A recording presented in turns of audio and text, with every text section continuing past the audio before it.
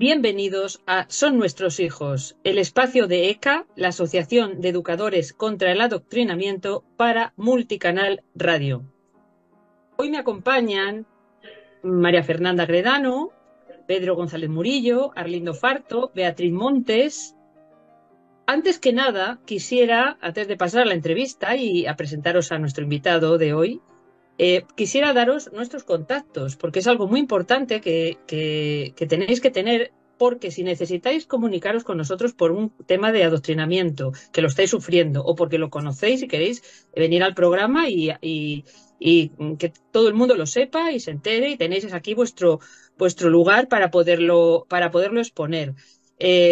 También para conseguir libros, porque en la página web de ECA podéis encontrar libros sobre adoctrinamiento para estar bien informados, por ejemplo, de Beatriz Montes o de Alicia Rubio o de Pablo Muñoz Iturrieta. Os voy a dar el teléfono para solo WhatsApp: 611 09 88 36, el correo electrónico contraeladoctrinamiento@gmail.com, o bien la página web, como os digo, donde también tendréis más información sobre nuestra asociación, si queréis uniros a ella, www.eca-e.es.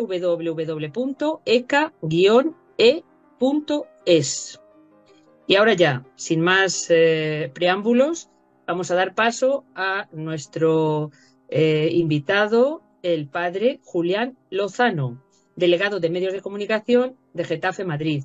Muy buenas tardes, padre. Muy buenas tardes a todos y gracias por la invitación. Muy bienvenido. Nacido en Madrid en 1978, licenciado en Periodismo por la Complutense, título en Comunicación Integral por la Universidad Francisco de Vitoria, bachiller en Teología, Universidad San Dámaso. Como decimos, es delegado de Medios de Comunicación Social de la Diócesis de Getafe desde 2016. Conductor de programas de radio María desde 2010. Ha sido colaborador en Radio Nacional, COPE, 13TV, entre otros medios. Sacerdote desde 2010. Realiza acompañamiento de adolescentes, jóvenes y familias desde hace más de 25 años. Para abrir boca, nos gustaría que nos comentara, como delegado de Medios de Comunicación, es conocedor de los beneficios o oportunidades que nos pueden ofrecer las redes sociales para que nuestro mensaje llegue a gran número de personas. Desde varios años usted está presente en algunas redes sociales. Cuéntenos desde cuándo comenzó esta labor evangelizadora y en qué plataformas está más activo para que los oyentes le puedan encontrar, así como qué tipo de publicaciones realiza y si ha tenido algún altercado o censura por sus publicaciones. Bueno, vamos a ir respondiendo poco a poco. Me parece que la comunicación es un gran regalo que nos ha dado Dios, que es apasionante y que además es algo que los católicos forma parte de nuestro ADN. Comunicar razones de nuestra fe y de nuestra esperanza, dice San Pedro en su carta, y el Señor nos dice: id al mundo entero y proclamad el Evangelio. En los últimos años hemos visto cómo se abría paso lo que se ha dado en conocer como el continente digital, este ámbito en el que todos nos encontramos. Bueno, ahora mismo estamos, de hecho, relacionándonos a través de estas tecnologías en esta nueva realidad, ¿no? Y bueno, yo me licencié en el año 2001, no existían las redes sociales, tal como las conocemos hoy, desde luego. Y unos años después, en el año 2010 en concreto, yo me ordeno sacerdote y es justo cuando empiezo a entrar en Twitter, en la red de Twitter, y de la mano más o menos las otras plataformas, Facebook un poquito antes, YouTube. Años después se abre la posibilidad, la red social de Instagram, que sabemos que es tan popular entre los jóvenes. Y bueno, también en algún momento sentí la necesidad de tener un blog donde poder escribir en alguna ocasión algún pensamiento que quisiera compartir, aunque es un blog que prácticamente no utilizo porque son pocas las veces que recurro al texto escrito, ¿no? En mi caso. Y bueno, pues ahora mismo quizá el canal que tengo más activo es el canal de YouTube que lleva mi nombre, Julián Lozano López. Ahí comparto las homilías y de vez en cuando comento alguna situación de actualidad, ya sea relacionada con la fe y la vida de la Iglesia o ya sea relacionada con la vida común, en ocasiones pues en relación con lo que nos ocupa de evitar el adoctrinamiento o de sí, alertar de ello, pues sí que he tenido algunas intervenciones, algunos vídeos en relación con esto, ¿no? Y bueno, pues esas son las redes, Twitter, Facebook, Instagram, YouTube, porque mi blog, ya os digo, se llama De Profundis y no lo actualizo demasiado, aunque en relación con lo que nos ocupa sí que en su día, en el año 2017, ante una charla pues de adoctrinamiento de ideología de género en mi pueblo, en Cienpozuelos, pues sí que recurría a un escrito que además se titulaba, tiene que ver con el título del programa, Lo que está en juego son vuestros hijos, lo titulé así. Es un post que tuvo bastante repercusión porque pues mi blog, que tiene apenas 50 seguidores, pues tuvo más de 30.000 reproducciones ese post. Y es porque acudí a esas charlas de explicación de la ideología de género en uno de los colegios de Cienpozuelos. Con permiso del director, asistí a las charlas que daba la Fundación Daniela, si no recuerdo mal, y bueno, pues a los padres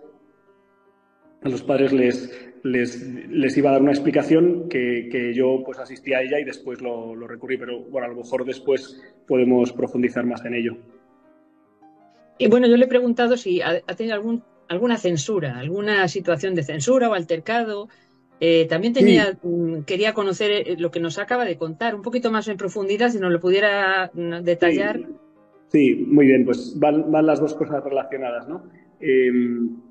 Yo en esa charla a la que asistí tomé notas, incluso hice fotografías de las diapositivas que se compartieron, se dieron afirmaciones tan gruesas, tan graves y tan equivocadas como que los niños descubren su identidad sexual a los 4 años y para eso pues ponían una viñeta de una mujer que llevaba un carrito de bebé y otra persona le preguntaba, ¿es niño o es niña? Y entonces la mujer respondía, no lo sé porque todavía no sabe hablar. Entonces, bueno, esto es lo que en ese colegio se enseñó a los niños de 9 años, se enseñó a los profesores y también después se enseñó a los padres, entre los que yo me encontraba, como digo, con permiso del director del centro, ¿no? En esa charla se vertieron pues, todo lo que conocemos como el corpus doctrinal de la ideología de género, es decir, las personas tenemos una base biológica que es moldeable y luego la identidad de género cada uno la decide, ¿no? Y es como si fuéramos un poco plastelina, ¿no? Y además esto es así y se puede, como la tecnología ahora mismo pues permite, vamos, la tecnología, el desarrollo científico, médico, pues permite todo tipo de operaciones, todo tipo de hormonaciones, pues parece pues que somos dioses y que podemos elegir lo que somos y no pasa nada, ¿no? Lo cual sabemos por estudios que un error, pero no un error cualquiera, sino que es un error que está llevando a las mayores tasas de depresión adolescente, de suicidio adolescente, o sea que lo que está en juego son los hijos.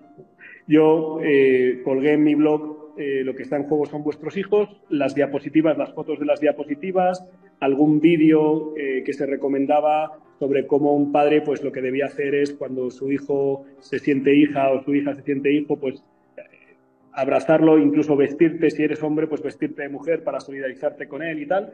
Y bueno, pues al hilo de ese blog que yo compartí, pues sí que en redes sociales, pues unas cuantas personas, bueno, mucha gente me agradeció desde luego la denuncia y algunas personas pues me tildaron pues con los calificativos habituales de homófobo y también hicieron alguna campaña con pegada de carteles y tal. Una cosa pues un poco desagradable, pero si os soy sincero, muy residual en mi caso, ¿no? Años después sí que han hecho alguna pintada en la parroquia, pero me parece que no tenía relación directa con esto, ¿no? Pero bueno, esto es lo que sucedió y, bueno, pues tenemos que asumir que hay personas que, ya sea por ignorancia o ya sea por ideología o a veces por ambas cosas, no quieren que se hable de la verdad y de la gravedad de este adoctrinamiento que se está llevando por delante a cientos y miles de adolescentes y jóvenes y con ellos a sus familias, causando un sufrimiento severo y gravísimo que pues no podemos callarnos ante él, ¿no? Así es.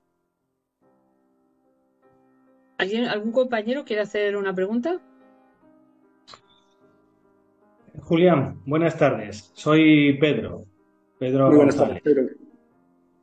A ver, yo quería preguntarte sobre el tema del ataque a la Iglesia Católica, que cada vez es, yo creo, sin duda más visible. Hace años comenzaron a salir casos en prensa de abusos de menores por parte del clero. Hasta la actualidad sigue siendo, desde luego, un tema muy goloso para los detractores, yo diría, del catolicismo. Y un ejemplo de ello es en la propia administración actual, ¿no? Sobre este tema sabemos que has estado al tanto de esta cuestión, que es desde luego bastante controvertida. Sobre el particular, ¿cuál sería tu posicionamiento? ¿Qué nos puedes aportar sobre este asunto, sobre el tratamiento que se le ha dado, sobre todo a nivel de medios de comunicación? Sí, muy bien. Gracias, Pedro, por la pregunta. Pues yo creo que lo primero que debemos decir es que estamos profundamente apenados y avergonzados por el comportamiento de algunos miembros de la Iglesia, en concreto de algunos miembros del clero, en relación con la infancia y la adolescencia, ¿no?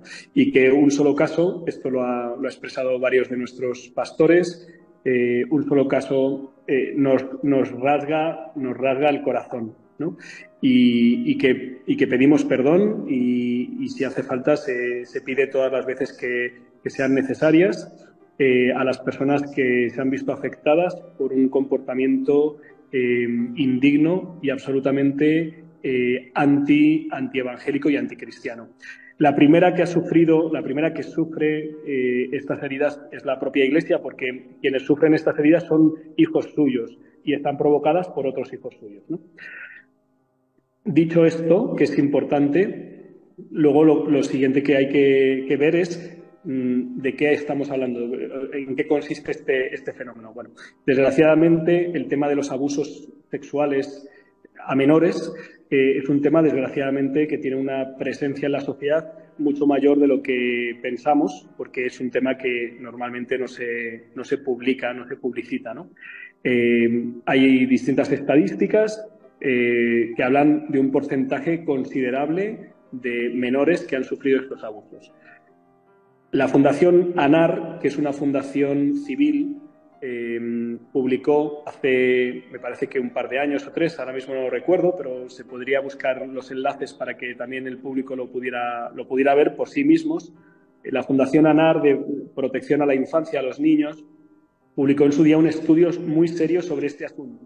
Y en ese estudio se expresa que el 1% de los casos de abusos ha sido cometido por miembros de la Iglesia, por miembros consagrados de la Iglesia, ¿no? Entonces uno se pregunta, el 1% de los casos, que ya nos provoca un dolor tremendo, el 1% de los casos está ocupando prácticamente la totalidad de la atención de la administración pública, del defensor del pueblo y, por supuesto, de los medios de comunicación. Y esto simplemente no es de recibo. Como ha expresado muy bien don Luis Argüello, arzobispo de Valladolid, presidente de la Conferencia Episcopal, a la Iglesia nos preocupan todos. Estamos luchando y trabajando por crear espacios seguros en nuestras comunidades, ¿no? Esto es una preocupación que tenemos en las parroquias, en los movimientos, en los colegios. Aplicamos protocolos. Gracias a esto El descenso en el caso de los abusos ha sido grandísimo y, de hecho, los casos que siguen publicitándose son casos, los últimos esta semana, leía yo en el diario El País, los últimos casos que se han publicitado son casos de abusos de hace 60 años. 60 años. Es doloroso que sucediera, pero que estamos hablando de casos que nos remontamos a los años 60, ¿no? Bien. Pero, como dice don Luis Argüello, el presidente de la Conferencia Episcopal, tenemos que ver de qué manera afrontar la totalidad de la problemática, ¿no? Porque si solo apuntamos a los casos producidos en el seno de la Iglesia Católica por parte de miembros consagrados, estamos manipulando, estamos deformando, estamos señalando a la Iglesia, estamos señalando a los sacerdotes. Bueno, yo, personalmente, yo he visto con distintivo religioso, como podéis ver, y han sido muy pocas las ocasiones en las que alguien se ha referido a mí descalificándome en esta línea, ¿no? Pero es que es inaudito que esto pueda suceder cuando sabemos que son casos absolutamente minoritarios y excepcionales, ¿no? Pero digamos, la cosmovisión, ¿no? La creencia que se ha generado, ¿no? Es que es un tema que prácticamente o sea, que somos nosotros los responsables de este tema y que si se acaba con la Iglesia o con los sacerdotes, pues se resuelve el problema, y es absolutamente falso. Que el defensor del pueblo haya tomado cartas en este asunto es muy grave, porque el defensor del pueblo está para defender al pueblo de las autoridades, de las administraciones públicas, pero no para investigar a una institución particular como es la Iglesia. Pero bueno, a veces aquí se esconden intereses pues para poner en el centro de atención, en el foco, en este caso a la Iglesia Católica, para ocultar otros temas o para quitarle la credibilidad, para que si decimos una palabra enseguida se nos pueda decir, pero si vosotros, fijaos lo que hacéis, ¿no? Bueno, no podemos callar, debemos alertar, debemos decir que detrás de los abusos sexuales hay en muchísimos casos el tema de la pornografía, y eso es un tema que hay que afrontar, y que las administraciones públicas podrían hacer algo para limitar el acceso a la pornografía de los menores, y no lo hacen porque les interesa que la infancia esté esclavizada con sus instintos y sus apetitos, ¿no? Entonces, bueno, pues es muy grave, hay que decirlo, hay que señalar las fuentes oficiales donde se puede verificar que los temas de los abusos sexuales es algo que compete y que afecta a toda la sociedad, y que en la Iglesia el porcentaje es muy, muy pequeño el que se ha protagonizado por parte de los miembros consagrados. Esto es lo que podría decir. Don Julián, a mí me gustaría de alguna forma conocer su postura referente, bueno, a hoy en día el propio clero, la propia Iglesia está introduciendo, digamos así, de alguna forma, ideologías contrarias al catolicismo. O sea, por ejemplo, al día de hoy vimos que hace poco el Papa Francisco hablaba de la unión de homosexuales, no como matrimonio, pero hablaba también de esta unión en la propia Iglesia. Bueno, esta introducción, digamos, de nuevas ideologías también están de alguna forma llegando a nuestros niños, ¿no? A través de las clases de religión. ¿Cuál es su postura respecto a este asunto? Bien, yo aquí, uniéndome también al modo en el que lo ha afrontado el Papa Francisco, distinguiría entre las personas y lo que él ha denominado los lobbies, los grupos de presión, o la ideología, si quieren, ¿no? El Catecismo de la Iglesia Católica dedica 3 números a la cuestión de la homosexualidad, ¿verdad? No recuerdo ahora mismo exactamente, 2300, 2500, no me acuerdo ahora mismo. Son 3 números. En primer lugar, expresa el juicio sobre la atracción, sobre el tema de la atracción. Entonces, la atracción homosexual permanece, el origen no siempre está claro, a veces sí, muchas veces no. lo experimentan un número considerable de personas a lo largo de la historia, y el juicio moral sobre el ejercicio de los actos homosexuales es claro que es desordenado y, por tanto, no debe ser aprobado en ningún caso. Por otro lado, las personas que experimentan esta atracción deben ser siempre tratadas con respeto y sin ningún tipo de discriminación injusta. Y están llamados a vivir y a buscar la santidad a través de la oración, de la amistad, de la vida en castidad, ¿no? Dicho esto, yo creo que el Papa Francisco pues, afronta una situación, y es que nos encontramos personas con estas tendencias, y que queremos decirles sois amadas de Dios, como toda persona, sobre todo porque sois mucho más, ¿no? El lobby LGTB quiere decirle a las personas: tú eres L, tú eres G, tú eres B. Y la Iglesia lo que dice es: tú eres hijo o hija amado de Dios, ¿no? Tú eres hijo amado de Dios, tú eres hija amada de Dios incondicionalmente, siempre. Lo cual no significa que todas tus acciones, tus decisiones y tus elecciones sean adecuadas, ordenadas y te santifiquen. Algunas te hacen daño. Y la Iglesia, que es tu madre, es maestra y es madre, y quiere a sus hijos, cuando se hacen daño, cuando optan por elecciones que son inadecuadas, que no son afortunadas, se lo dice, aunque eso le cueste desprestigio o crítica. Yo creo que en este sentido el Papa Francisco, bueno, hace relativamente poco ha hecho otras declaraciones en referencia a cómo no es conveniente, no es adecuado, no es legítimo que personas que experimentan esta atracción ingresen en los seminarios para prepararse para ser sacerdotes. Y esto es porque en la atracción homosexual subyace un desorden de tipo afectivo, emocional o psicológico, dependiendo de los casos, que puede alterar gravemente lo que luego sea el ejercicio del ministerio. Y por eso la Iglesia, en sus documentos, lo explicita así, y el Papa Francisco lo ha reiterado. O sea que me parece que en este sentido la Iglesia está siendo amante del pecador, que somos todos, también las personas con esta atracción, y señala lo que es el pecado, y que es verdad que en el seno de la Iglesia, como somos en la viña del Señor hay de todo, ¿verdad? Dice el refrán. Hay personas que por ignorancia o por ideología, por dejarse influir por la mentalidad del mundo, confunden lo que es la acogida y el amor a la persona con la acogida de una ideología, y esto pues es un error, ¿no? Hay casos que dices, bueno, ¿y esto cómo se puede entender, cómo se puede vivir esta persona que quiere acoger a las personas homosexuales, pero que a la vez, por ejemplo, el padre James Martin, sacerdote jesuita norteamericano, ¿no?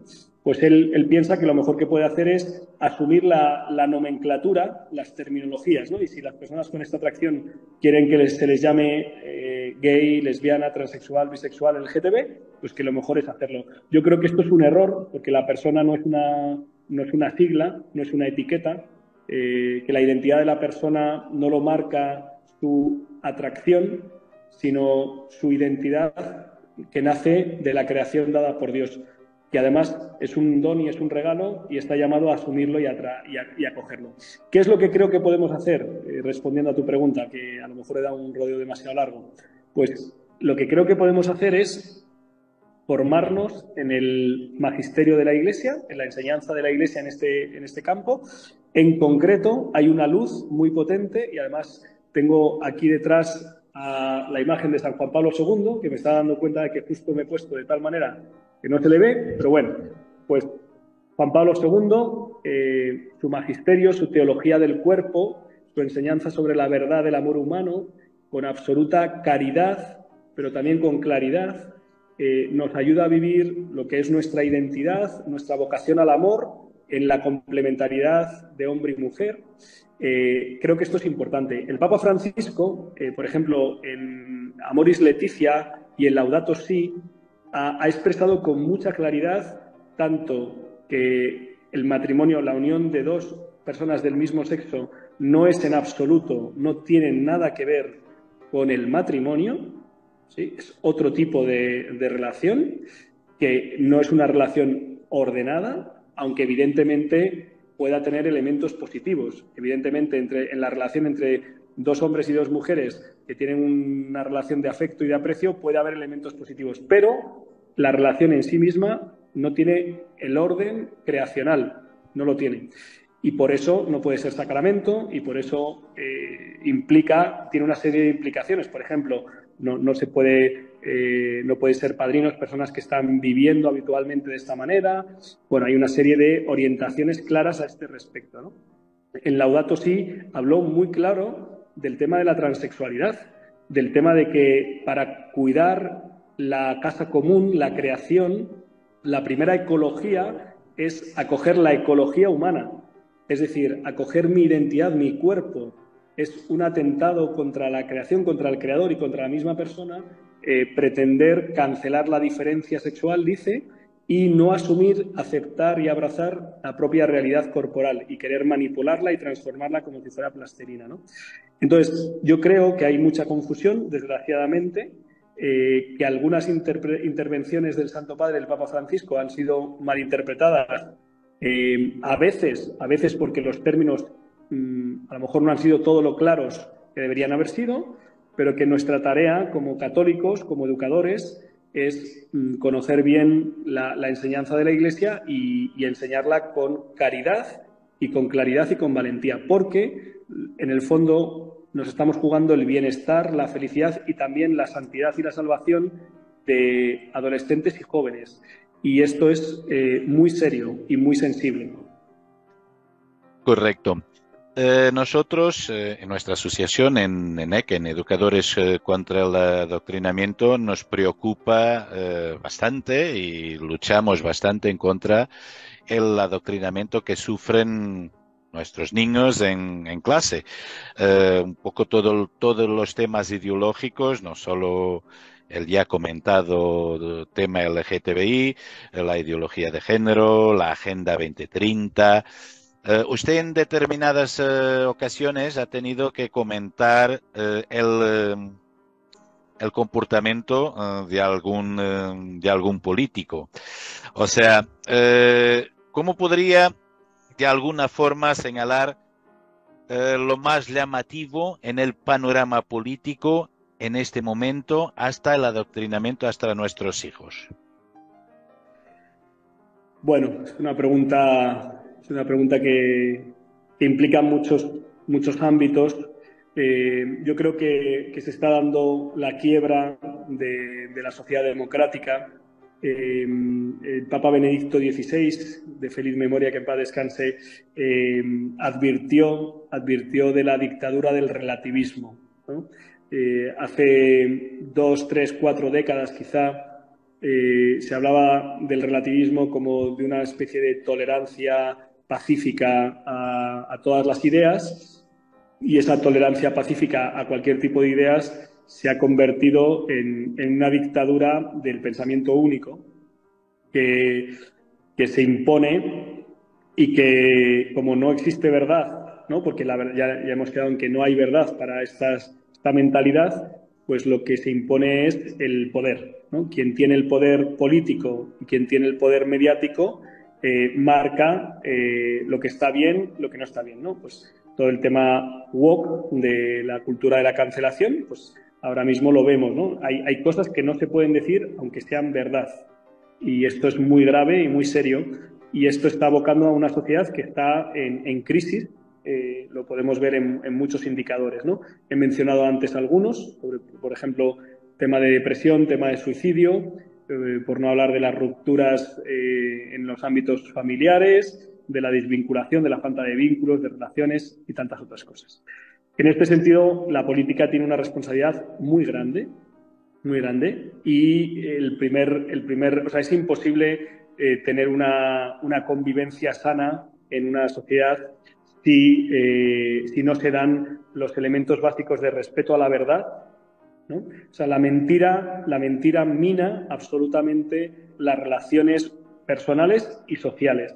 Y en estos momentos Yo me atrevo a decir que nos encontramos en España con un gobierno que está sustentado en las mentiras, a partir de mentiras.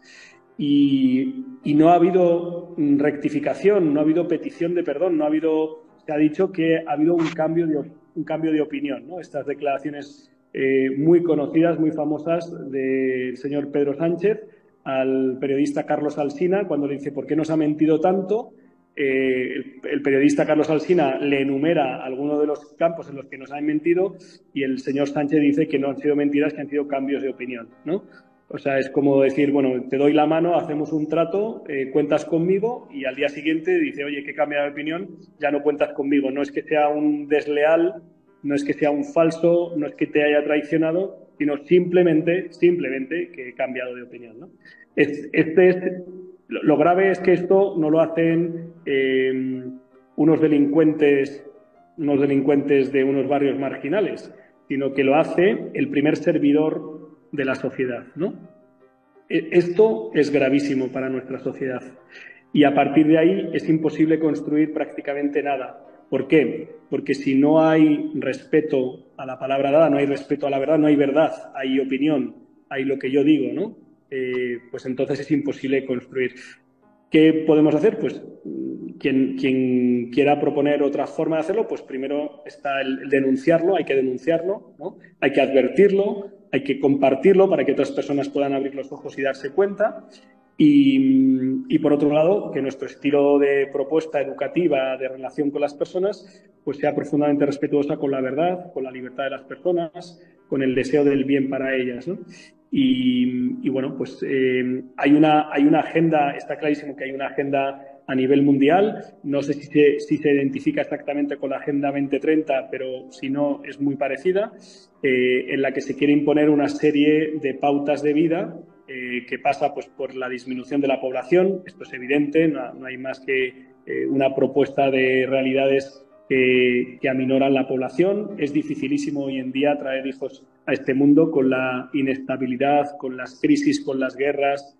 No se facilita, no se promueve una cultura de la entrega, de la generosidad y entonces, bueno, pues por ahí. Luego también hay una pretensión de un control cada vez más severo de la libertad de las personas, ¿no? Desde su pensamiento hasta sus decisiones, ¿no? Hasta su movilidad, hasta lo que puede expresarse y, bueno, esto responde a una serie de intereses y esa es la razón por la que a nivel legislativo uno ve las leyes que se van aprobando en los distintos países y dices, oh, qué coincidencia que se va aprobando el aborto, pues que se promueve a nivel del mundo, se va para disminuir la natalidad, se va aprobando la eutanasia para acabar con más personas, se van aprobando las leyes LGTB, que evidentemente promover todo este pensamiento trae como consecuencia una menor natalidad, porque es evidente que las parejas homosexuales, como es lógico, tienen muchísimos menos hijos, no tienen hijos, sino que los encargan o los contratan o los alquilan, ¿no? Y bueno, pues esto detrás hay un interés que, bueno, pues hay gente en la cultura, en los medios de comunicación, también en la política, que está intentando señalar y denunciar, ¿no? Y yo creo pues, que cada uno tiene que ver qué propuesta es más beneficiosa para la sociedad y apostar por ella. Buenas tardes, padre. Buenas tardes, Beatriz. Pues hemos hablado de cómo está la panorámica política, pero también usted, que es periodista y es delegado de los medios de comunicación, pues está muy metido en codo a codo, ¿no? Con el tema ese de la divulgación de información. Nos gustaría saber cómo ve la panorámica del mundo del periodismo. Pues es verdad que hay mucha ideología o intereses partidistas en diversos medios de comunicación, hay tergiversación o mentiras de la realidad. Bueno, pues ¿cómo lo ve usted? Pues lo veo con preocupación, porque el periodismo es un servicio a la sociedad. La información veraz, contrastada, precisa, posibilita que los ciudadanos puedan formar adecuadamente un criterio sobre la realidad y así poder actuar, elegir, también decidir en el campo político, cultural. Y hoy en día estamos viviendo algunos fenómenos llamativos propios del mundo digital, como son pues las noticias falsas, que es un oxímoron, porque una noticia, si es falsa, no es noticia, pero bueno, las hemos llamado así para entendernos, ¿no? Que es directamente personas que construyen una noticia que es falsa, que no es verdad, pero que la hacen con una apariencia total de verdad. Y esto confunde y en vez de ser un servicio social, pues es una manipulación social, ¿no? Pero junto con este fenómeno de las fake news, de las noticias falsas, tenemos también el hecho de que los grandes grupos de comunicación tienen unas líneas editoriales, unos intereses, unas propuestas ideológicas tan fuertes, que es que condicionan la forma que tienen de informar, ¿no? Esto, digamos que siempre ha habido una conciencia de que dependiendo de un poco el planteamiento de partida, pues no es exactamente lo mismo, la misma manera de informar de las cosas. Pero es que esto ya parece que es un partido de fútbol en el que hay fans que no ven la realidad, sino que ha sido penalti seguro, y dice, oye, que no, mira el VAR, que no ha sido penalti. No, da igual, ¿no? En estos años hemos asistido a situaciones pues que dices, pero ¿cómo es posible? Bueno, pues yo siento decirlo, a lo mejor situarme como muy claramente, pero los últimos acontecimientos políticos en España son absolutamente asombrosos. O sea, hay una serie de denuncias y en vez de responder a las denuncias e informar qué hay de verdad en esas denuncias o qué hay de mentira, lo que hay es una campaña de confusión y de manipulación y de denuncia de que hay fango, ¿no? Pues explíqueme qué es lo que es verdad y qué es lo que es mentira y así podré actuar, ¿no? Los medios de comunicación, los grandes medios de comunicación, tristemente, la línea editorial pesa tantísimo que condiciona su forma de informar. Por lo tanto, no es fácil, es más difícil a día de hoy tener una información veraz y contrastada, precisa. Para eso, ¿qué es lo que yo intento hacer? Pues yo intento informarme, o sea, leer en varios canales para ser capaz de discernir qué es lo que está por debajo, qué es lo que se está intentando tapar, qué es lo que se está diciendo a medias, qué es lo que nos está diciendo. Esto es un trabajo arduo, difícil. Yo soy periodista y, bueno, pues esto te da pues una serie de criterios para ir buceando, ir descubriendo. Pero el ciudadano medio pues hace lo que puede. Yo sugiero, bueno, pues buscar canales de comunicación que comprobemos que son veraces y que nos unamos a ellos, porque de lo contrario estamos a expensas de lo que los grandes lugares de difusión de ideas pues nos hagan llegar, que es un poco lo que les interesa. ¿Qué tenemos que hacer? ¿Cómo podemos discernir los católicos, ¿no? Para diferenciar dentro de los propios medios digitales que en el mundo católico existen? Porque lo que parece razonable es pensar que lo mismo que no es igual leer El País que el ABC, tampoco es lo mismo, ni es el mismo enfoque, ni es la misma línea editorial. Encontrar una noticia, leerla en Vida Nueva, por ejemplo, o en Infocatólica. Es lo que le preguntaba Julián. ¿Qué hacemos los católicos ante esta variedad que nos encontramos, ¿no? Porque, bueno, parece ser que Jesús y el Evangelio pues defiende una verdad y que Jesucristo no era un modulador de pluralidades, ¿no? Y hay una tal pluralidad en estos medios que uno a veces no sabe a dónde quedarse. ¿Qué hacemos? ¿Cómo podemos los católicos discernir en este sentido? Bien. Bueno, en primer lugar, compartiría una frase del gran San Agustín que decía: en lo esencial, unidad; en lo opinable, diversidad; y en todo, caridad, ¿no? Creo que esto debería ser un poco la línea que siguiéramos todos los creyentes, ¿no? O sea, en lo que forma parte de la fe de la Iglesia, de la praxis de la Iglesia, de la vida de la Iglesia, ahí debería haber unidad. De hecho, doctrinalmente pues la hay, ¿no? Existe pues, un credo que proclamamos, un catecismo que está promulgado y unos libros litúrgicos que son con los que celebramos. En fin, esto existe, digamos, desde un punto de vista institucional, ¿no? Es verdad que hay aspectos que son debatibles, opinables, que hay sensibilidades, que hay estilos, esto ha sido así desde el principio, y que hay que pedir la gracia de poder vivir en comunión la diversidad de carismas, estilos que hay en la Iglesia. Esto aparece desde el primer momento, desde la vida incluso de los propios apóstoles con Jesús, ¿no? Hay un riesgo que es, pues para evitar los problemas de la diversidad, buscar una uniformidad así como muy bloque granítico. Creo que eso no responde al plan de Dios. Y hay otro riesgo, por otro lado, que es pues desdibujar lo que es el perfil y la esencia de la identidad del creyente, del católico, y más o menos admitir cualquier cosa, ¿no? Y esto también es un riesgo, quizá es más el riesgo de nuestros tiempos, ¿no?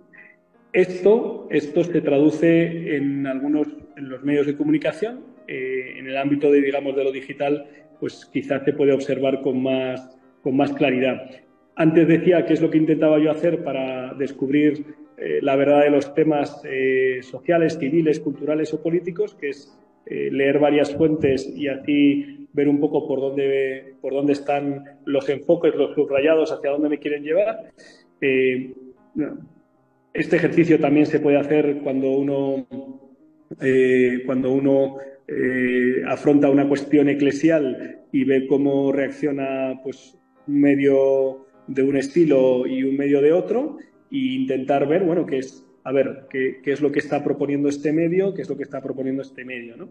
Pues hay medios de comunicación que a mí me parece que mantienen una línea pues muy adecuada, pues desde el periódico Alfa y Omega, que es del Arzobispado de Madrid, hasta Letella, Religión en Libertad, por supuesto Radio María, que es en este sentido muy delicado y muy exquisito en la caridad con todos y en la fidelidad al magisterio y a la verdad revelada, ¿no?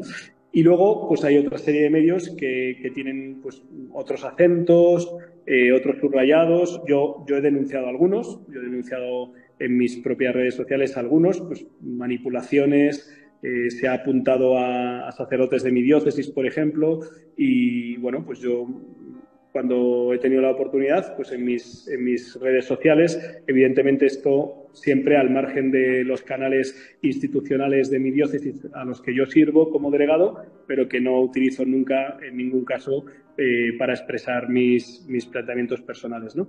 Y yo, pues igual que en la otra pregunta, he animado a ver a que busquemos y encontremos cuáles son los canales fiables, cuáles son los canales honestos que me dicen cuáles son sus planteamientos y desde ellos me hablan, porque siempre hay unos planteamientos de fondo, pues que veamos cuáles son los dignos de confianza, los que me transmiten una información más veraz, más equilibrada, más caritativa y más fiel, y descartar el resto y además animar a otros que tengamos alrededor a que estén atentos para que no se les cuele pues, muchas veces planteamientos ideológicos que no tienen nada que ver con el Evangelio. Muchas gracias, Julián. Pues pasamos a la reflexión con Beatriz Montes. Beatriz. Querido oyente, se podría decir que estamos en una época donde la comunicación fluye y puede llegar a todos los rincones del mundo como nunca antes en la historia de la humanidad. Si el descubrimiento de la imprenta en el siglo XV supuso una novedad que abría las puertas a la visión del mundo totalmente diferente, las redes sociales actualmente se puede decir que son la bomba informativa. Nos comunicamos con infinidad de personas y compartimos todo tipo de información que nos llega. Sí, querido oyente, los medios de comunicación son un vehículo que nos proporciona muchas ventajas. Sin embargo, como bien es conocedor nuestro invitado de esta tarde, el padre Julián Lozano, pueden ser causa de quebraderos de cabeza de malentendidos que llevan a discusiones o incluso de noticias falseadas o como las conocemos los fake news. Tenemos más posibilidad de estar informados que hace unos años, pero paradójicamente estamos más desinformados que nunca. Uno de los primeros requisitos para comunicar eficazmente es tener una audiencia que te escuche y que crea lo que expresas, pero no podemos olvidar que el respeto ha de ser el principio rector de toda comunicación. Hay quienes parecen disfrutar expresando sus opiniones, atacando e insultando a otros, pero sobre todo, en el mundo comunicativo, hallamos muchas personas que se entrenan diariamente en el arte de comunicar y con alevosía, tirando por la borda el respeto a la verdad. Es que, querido oyente, el respeto incluye al otro, no solo en acercarnos con la atención que se merece por su dignidad, sino con la verdad, porque transmitir noticias falsas es una muestra clara de falta de respeto y en muchas ocasiones de cobardía.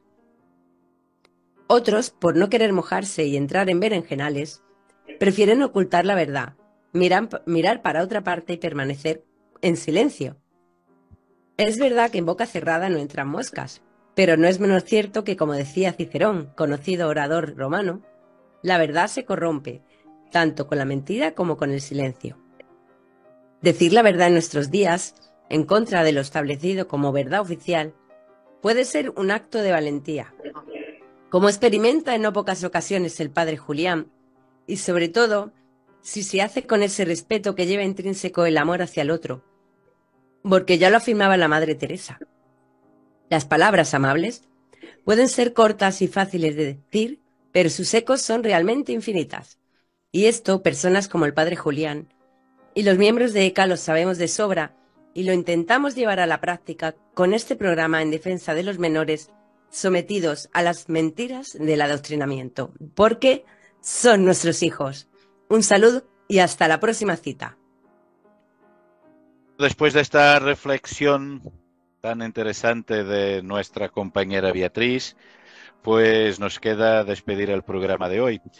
Dar las gracias al padre que nos acompañó durante este programa que creo que ha sido tan interesantísimo en temas de adoctrinamiento y también una visión de lo que opina la Iglesia Católica sobre este asunto.